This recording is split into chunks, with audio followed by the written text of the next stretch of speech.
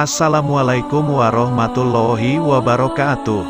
Diceritakan dari Zazan, diceritakan dari sahabat Abdullah bin Mas'ud, diceritakan dari sahabat Salman Al-Farisi, bahwa dahulu kala, hiduplah seorang wanita yang cantik di tengah-tengah penduduk Bani Israel. Tak hanya cantik, tetapi wanita ini juga kaya raya dan ahli fitnah dengan kecantikan dan keanggunannya. Rumah wanita itu selalu terbuka lebar setiap harinya, sedangkan dia duduk telentang di atas ranjang tepat lurus pada pintu rumahnya. Sehingga setiap pria yang melewati rumah itu termakan fitnah oleh kecantikannya dan tertarik untuk mendekatinya. Kemudian, wanita itu meminta kepada setiap pelanggan untuk memberikan uang sebesar 10 keping dinar atau lebih untuk bisa menggaulinya. Suatu hari, seorang pria yang merupakan abid atau orang yang ahli beribadah dari penduduk Bani Israel melewati rumah wanita pelacur itu. Tanpa sengaja dia melihat rumah yang terbuka dan di dalamnya duduk seorang wanita nan cantik jelita. Hati pria itu pun hanyut oleh kecantikan wanita tersebut, dan mempunyai rasa ingin menggaulinya. Hati pria itu pun dipenuhi oleh rasa dilema sehingga dia memohon kepada Allah untuk menghilangkan hasrat dan nafsu dalam dirinya.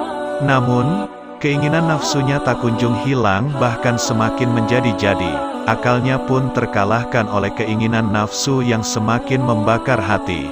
Untuk memenuhi hasrat nafsunya, pria itu pun akhirnya menjual kain tenun dan mengumpulkan uang sedikit demi sedikit hingga sampai beberapa keping dinar, sesuai yang dibutuhkan. Pria itu pun mendatangi wanita pelacur tersebut, dan dia meminta kepada pria itu untuk menyerahkan uangnya kepada perwakilan wanita itu. Pria itu pun diminta untuk memasuki sebuah ruang khusus yang telah disediakan. Di sana, wanita itu berhias dengan cantiknya dan duduk di atas ranjang. Pria itu pun segera mendekatinya dan duduk di samping wanita cantik itu di atas ranjang. Tak lama kemudian, wanita itu pun membeberkan badannya sambil telentang dan siap untuk dimangsa. Namun, atas rahmat Allah dan berkat rutinitas ibadah yang dilakukan, hati pria itu pun membisikkan hal lain. Sesungguhnya Allah melihatku dalam keadaan buruk ini di atas arsy, sedangkan aku melakukan perkara haram, maka leburlah semua amalku. Hati pria itu menjadi semakin takut akan keesaan Allah. Tubuhnya gemetaran, dan wajahnya pun mulai memucat. Wanita yang tengah bersiap itu melihat wajah pria di hadapannya menjadi pucat. Dia pun bertanya kepada pria itu, "Apa yang sedang terjadi padamu?" Pria yang ketakutan itu pun menjawab, "Sesungguhnya aku takut kepada Allah, Tuhanku, maka izinkanlah aku untuk keluar." Wanita cantik itu pun berkata, "Sesungguhnya kebanyakan orang akan menginginkan apa yang telah mereka dapatkan, maka kerjakan apa yang sekarang ada padamu."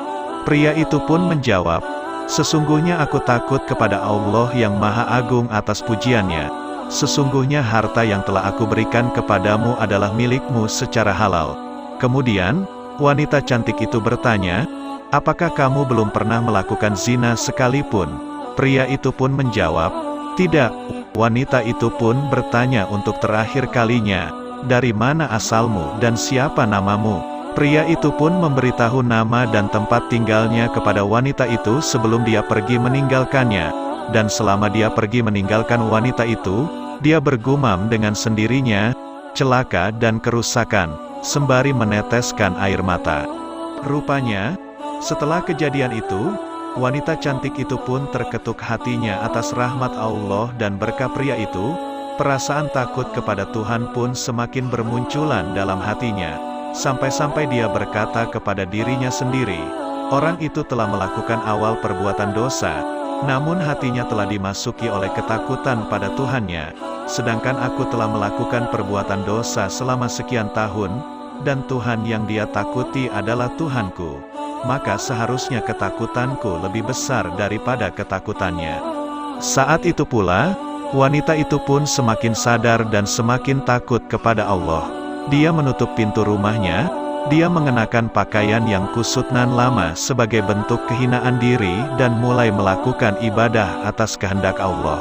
Wanita itu pun mulai berpikir dan berkata pada dirinya sendiri, "Sesungguhnya jika aku bisa menemui pria itu, mungkin dia bisa menikahiku dan aku ada di sisinya. Aku akan belajar darinya tentang perkara agamaku, dan dia bisa menjadi penolong bagiku untuk melakukan ibadah kepada Tuhanku. Atas izin dan rahmat Allah, wanita cantik itu pun pergi untuk mencari pria yang telah menyadarkan dirinya dengan membawa beberapa bekal dan harta dalam perjalanan. Sampailah dia pada perkampungan tempat tinggal pria itu seperti apa yang telah dia tanyakan pada pria itu tempo hari. Wanita itu pun menanyakan tentang keberadaan dan tempat tinggal pria itu kepada para penduduk desa. Mereka pun mengantarkan wanita itu untuk menemui pria itu. Sesampainya wanita itu di depan rumah pria itu, penduduk desa memberitahu bahwa ada seorang wanita datang dari jauh mencarinya. Pria itu pun keluar dari dalam rumahnya untuk menemui seorang wanita yang mencarinya. Sedangkan wanita itu pun membuka cadar agar pria itu mengetahui dirinya. Namun, alangkah begitu terkejutnya bahwa wanita yang mencarinya adalah seorang pelacur waktu itu. Pria itu mengingat tentang apa yang hendak terjadi antara dirinya dan wanita itu. Seketika itu pula pria itu menjerit keras, kemudian tubuhnya jatuh tersungkur di atas tanah. Pria itu pun meninggal dunia saat itu pula. Setelah proses pemakaman selesai, wanita cantik itu pun masih terlihat sedih. Dia datang jauh-jauh untuk tujuan baik demi menemui pria itu. Namun saat itu pria itu meninggal dunia. Kemudian wanita itu pun bertanya kepada para penduduk, apakah dia memiliki seorang keluarga yang membutuhkan istri? Para penduduk desa pun menjawab kepada wanita cantik itu, dia memiliki seorang saudara yang soleh, tetapi sengsara dan tidak memiliki harta. Wanita itu dengan senang hati berkata, tidak masalah.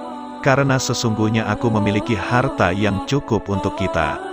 Pada akhirnya, wanita cantik itu pun menikah dengan pria soleh yang miskin, yang merupakan saudara dari pria yang dicarinya. Dari pernikahan keduanya, Allah mengaruniai 7 keturunan, yang mana 7 keturunan mereka merupakan nabi pada masa Bani Israel. Hal ini dikarenakan berkah dari ketaatan, niat baik nan tulus, dan keteguhan hati untuk bertaubat dan kembali kepada Allah. Sekian, terima kasih. Jangan lupa like, komen dan subscribe.